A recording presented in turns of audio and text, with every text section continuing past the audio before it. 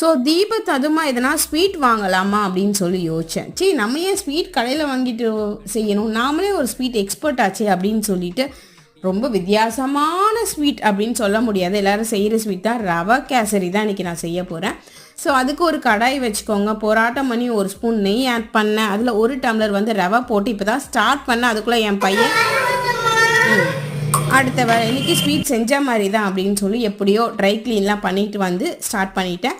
ஒரு கடாயில் வந்துட்டு 2 டம்ளர் வந்துட்டு தண்ணி, 1 டம்ளர் பால் ஆட் பண்ணிவிட்டு கொஞ்சமாக கேசரி பவுடர், ஏலக்காய் தட்டி ஆட் பண்ணிவிட்டு நல்லா கொதிக்க வச்சுட்டு இதில் வந்து வறுத்த ரவை ஆட் பண்ணி நல்லா வந்து வேக வச்சுட்டேன்.